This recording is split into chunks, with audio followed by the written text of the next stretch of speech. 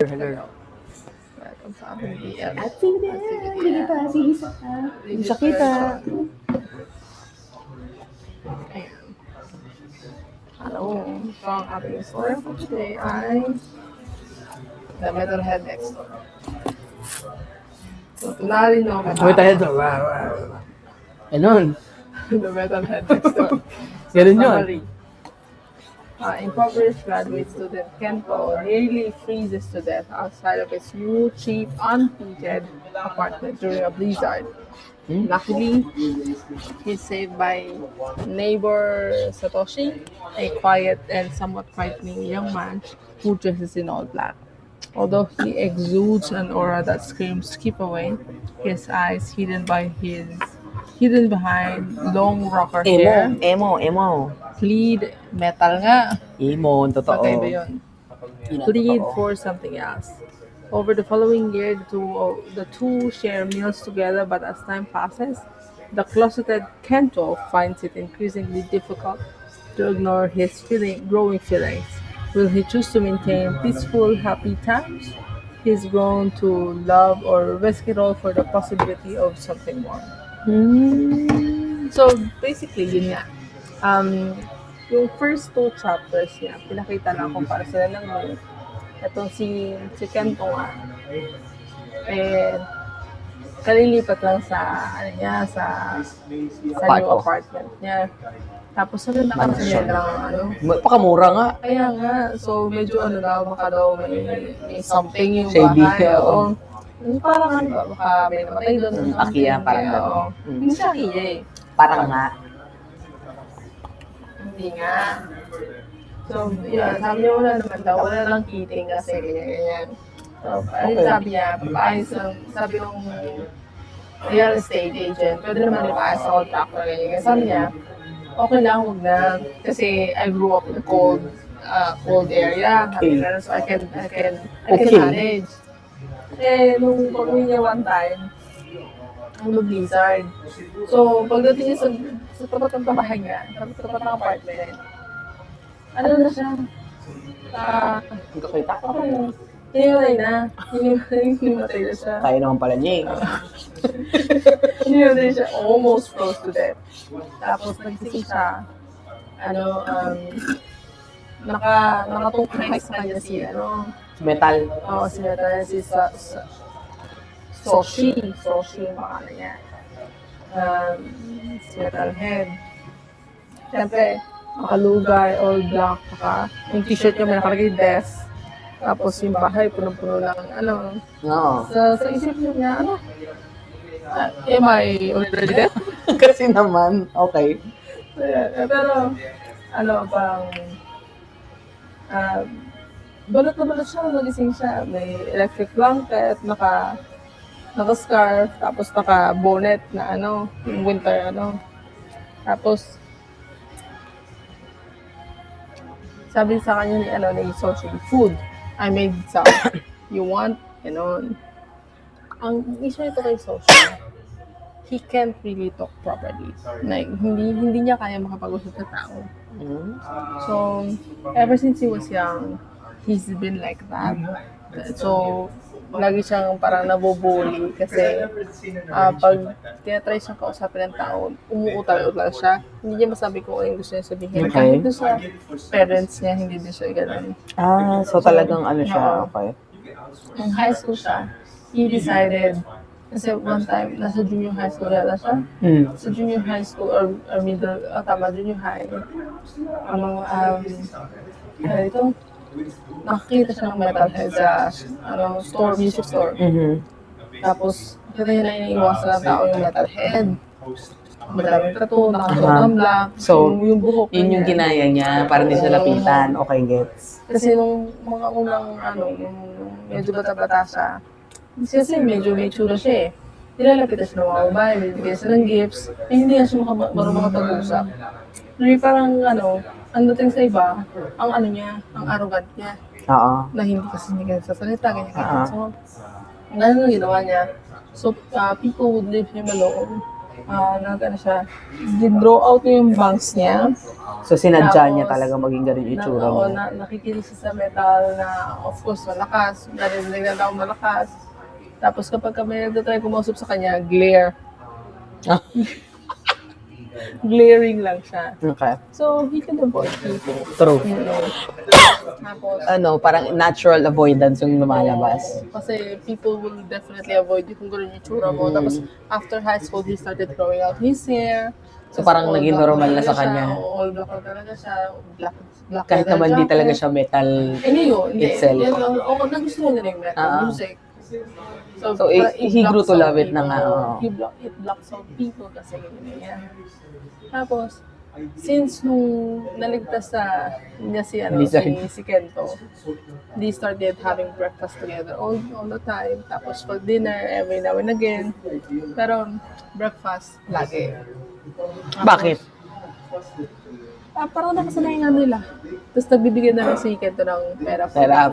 Siya nagluluto. Oo, Okay. Masarap magluto daw Okay, si Metalhead. Oo, si Soshi.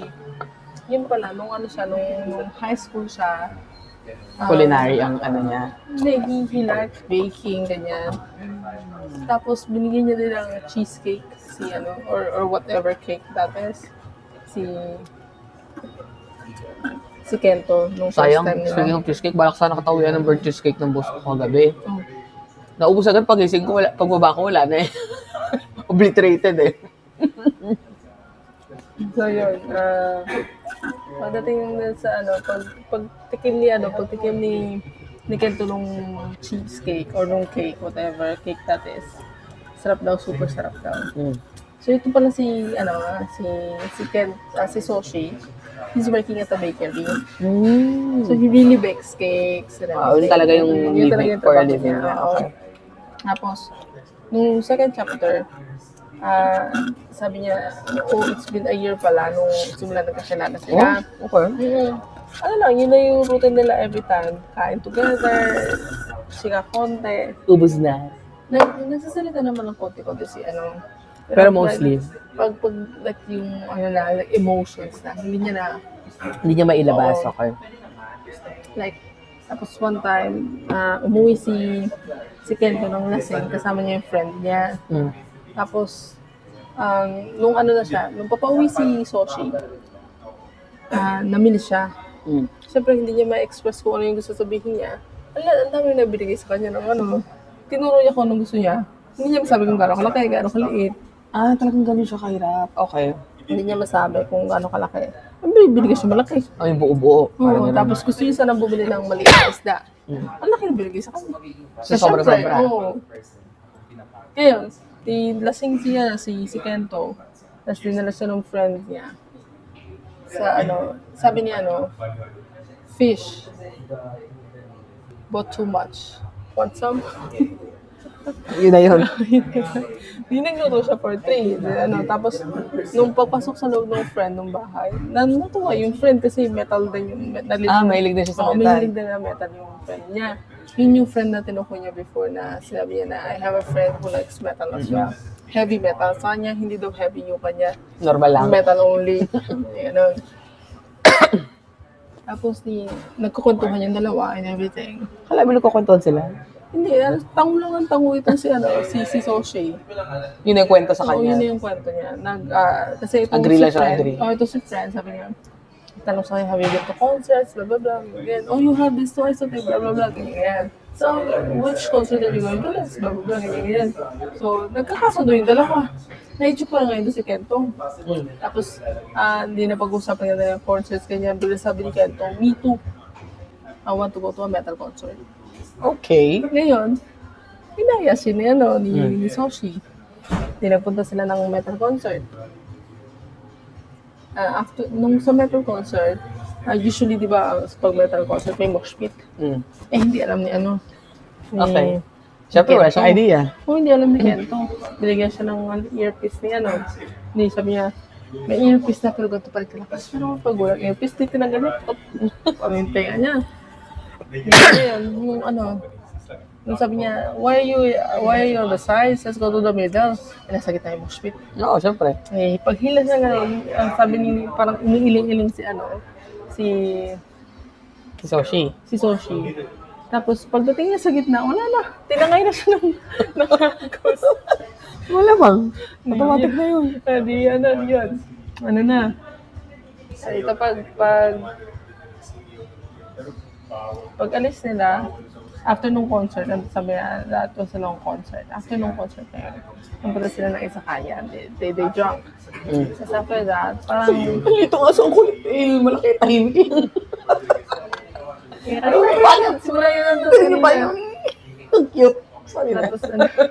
Tapos ay umuulan, take. Oo, ano yun? Hindi ko makauwi mag-isa. Sabay tayo umuwi. Okay lang. Sabay tayo lang ulit, men. Hindi, nalasing si Soshi. Nag-enjoy sa pag-inom. Tapos, pagdating nila doon sa hotel na pinag-stayan nila, medyo na parang nabighani na talaga ng bongga daw si Kento. He's a closeted gay. Closeted siya. Okay. So, pagdating niya doon sa hotel, hinalikan niya. Borlog sa tong isa. So, syempre hindi alam. Oo. The afternoon, kinabukasan, nagising si Soshi, wala na si Kento. Kasi nagsisi siya sa ginawa niya. O, parang nag-guilty siya na ginawa niya yan. Tapos, ang matindi pa dyan,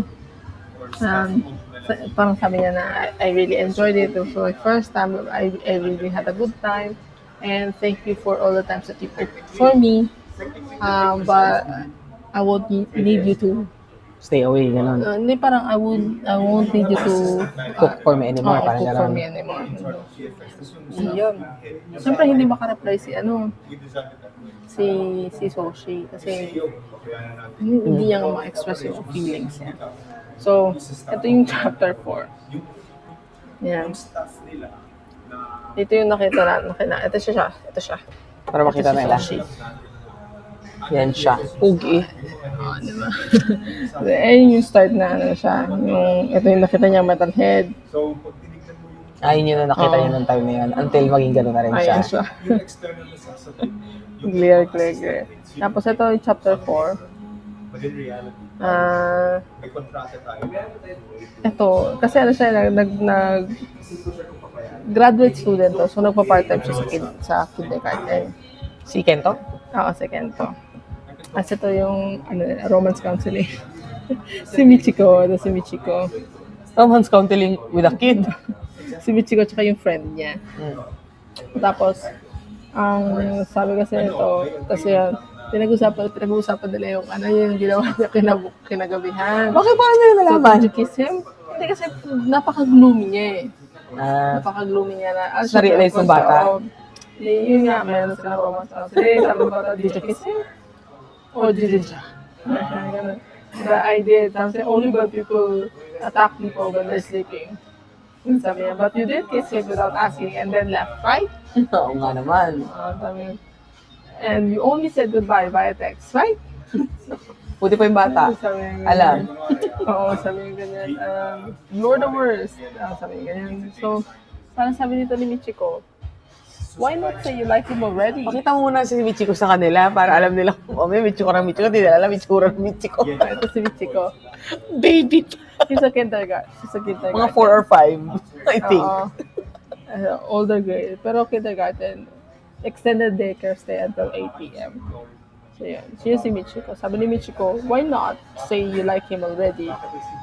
So, sabi niya, you grown up. You're clueless until somebody says, I like you out loud. Sabi niya ganun. So, yun. Point naman siya. Oo. Naninigarilyo pa siya, oh. Lego. Yung candy. Lego. Lego ba yan? Oh, Lego. Hawak yung Lego. Yun na, hawak niya. Akala ko naman. May po. Nakakatawa itong bagets na to. Ang nakala niya Yung wisdom niya pang adult na. Oo, pang adult wisdom. So, yan. Iniisip niya, like, if he does anything wrong, kung bakit hindi niya ma-replyan si, and everything, ganyan. Tapos, binigyan ng card si sa mailbox. Binigyan niya ng card binigyan ni Soshi ng card Kento. si Kento, an invitation for the bakery. Kasi meron silang Event or something. Christmas event. Kasi mag-Christmas na tayo. So this is their... Siyempre, pag nasa bakery siya, hindi siya nakametal. Hindi, nasa ano siya eh. Of course, naka-uniform naman siya. Kaya nga. Pero syempre, nasa ano siya yung kitchen siya eh. Kaya nga. So he doesn't need to talk To anyone. To other people aside from yung boss cooks niya. din. Yung naiintindihan ng boss na hindi sila parang bongga talaga. Pero tama naman siya and everything. Tapos, dumating si Michiko? dumating si Sochi. Kento. Si Kento. Ay, Sochi nga. Sarap Oo nga si pala. Sochi. Ito si Kento. Mas matanda si Kento. Oo, matanda si Kento. Nagpa-practice siya ng araw ng welcome niya. Ayan, yung pagdating niya welcome. So, sabi niya, you can't go through life avoiding people forever. I was never okay by myself, not even for a minute. Diba? Tapos sa chapter 5, Kasi ang ano lang, hirap lang talaga siya. Pero it doesn't mean na it doesn't mean na happy siya lang mag-isa lang siya. ayaw niya talagang sa tao. Kaya lang nahihirapan siya makapag-communicate niya. And then, yun nga, after nung event na to, nagsabi na sa kanya Kento. si Kento na He likes I like men. So, since I like men, I like you.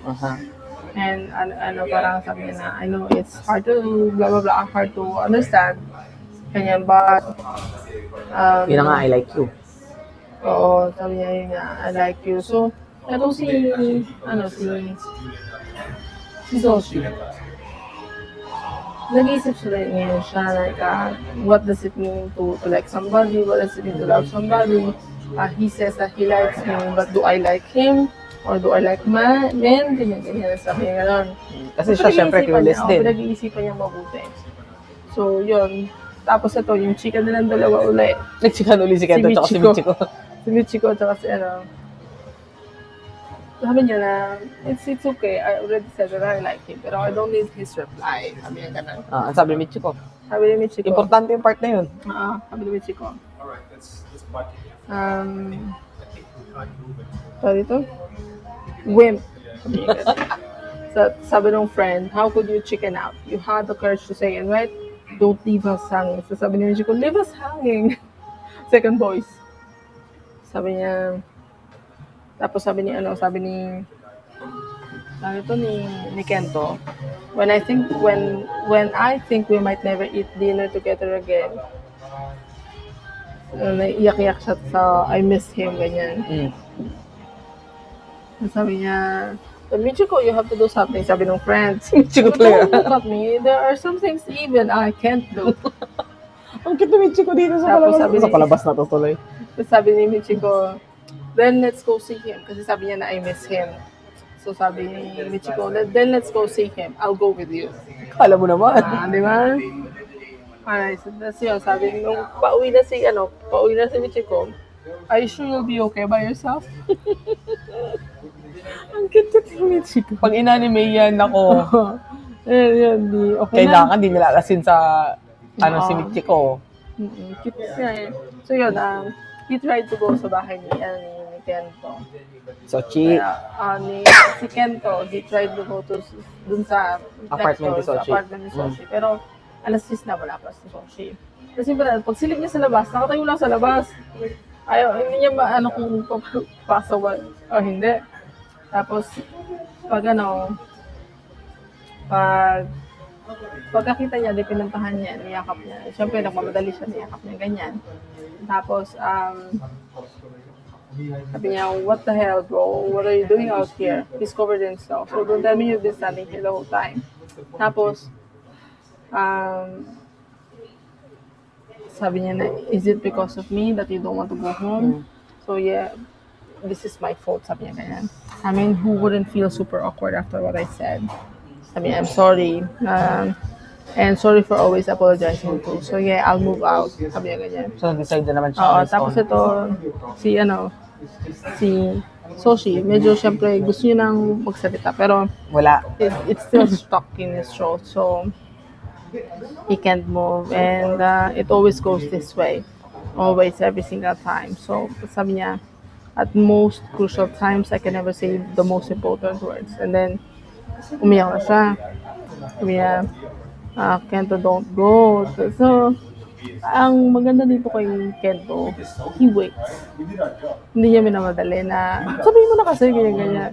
So, inaantay niya lang na magsalita. Tapos, yun, finally nasabi niya, don't move away. So, yun lang. So, he waits for me to get my words out. He listens to them. Oh, yan. Yun, nag-kiss sila and everything. And then, sila na. So, yun lang. Ito after a year na second year na nilang, second winter na nila nagkita. So, Okay. yung Hindi na unang, siya naninigas sa lamig ngayon. hindi, yung unang kita nila winter. And then yung first winter nila, yung friends pa rin sila. The second winter sila na. So, yan. Yun na yun. Yun na yung Act 5 niya. Pero yung itong last, 5.5, yung extra. Third winter nila, saka pala may nangyari sa kanila. Oo, at least, di ba? Ang tagal ng Hindi siya, progression nila. slow burn siya. Oo, slow burn siya. Ang tagal ng progression ng love life nila. I think mas normal, mas natural yung ganun. Well, Yung sa iba kasi masyadong, ngayon pala, Jer agad. Ganun. well, Hindi, yun nga sabi ko, mas, hindi siya natural kasi sa Japan wala namang ano yun. pero still, for someone like Sochi, Yun nga. yun Yung nga, progression mas not natural niya. sa kanya yung No, gano'n. yung progression niya mabagal. Kasi ang pangit naman na dati kung pumayag agad na Jer agad, hindi nga niya ma-express yung emotions niya. na parang, syempre ito si Kento na, din siya na parang, ay, kito. Oo, Cooper. Pero iba yung design niya nung Ganyan yung gusto ko nga. Ay, electric. Cooper nga eh. Pero Cooper yan, di ba? Electric yun. Paano nalaman? Green yung plaka. Ganun ba yun? Oo. Hindi ko alam eh. Hindi ka na ngayon, pag green ang plaka mo, electric yan, wala kang coding. Ay talaga? Yes. Dapat pala electric na lang bilhin kong kotse. Alam mo, bibili talagang kotse. Anyways. So yun nga. Itong nila, tapos sabi niya, naisip niya na it's been too long since we've been together, but wala talaga ang nangyayari sa kanila. Tapos, At least, nakita niya, Kento's very patient, no? Natutulog na sila magkatabi. Hindi na siya doon sa apartment niya, walang init. Doon siya tutulog sa bahay ni siguro para extension na lang. So, nung one night, na tutulog silang ganyan, sinilip niya yung ginagawa niya. Kasi nasa cellphone pa. So, how to get intimate with men. Yun yung search niya, gano'n. Ni Sochi. Oo. Oh, slow kasi. So, talaga, Ang maganda lang talaga dyan, napaka-patient ni Kento. he takes his time. Hindi niya pinapadali na, we need to do this, you have to talk to me, you have to do this, blah, blah, blah. True. So, yun. Hindi, kasi ang maganda no, kasi nga, naging friends sila, alam niya kung ano yung capabilities ni Sochi. So, even nung friends sila, walang na, Yung kahit siya lang nang siya yung nagsasalita, okay lang. Ganun. ganun lang. So, yeah. So, flowers niya. At And he likes it for obvious reasons, no? She pala. Anyways, so yun na nga, no? Parang ganun yung nangyayari sa kanila eh. They complement each other. Tahimik sa maingay, slow sa patient, ganun. Kaya lang, he adjusts. Kaya nga, he adjusts. Oo. Hindi sa, like, personality-wise na complement, hindi eh. Bakit? He just Hindi ba siya knows. madaldal? Si Kento? Feeling ko madaldal siya eh. Hindi naman pinakita na gano'n eh. Okay. So there you go. Bye. Maulan na.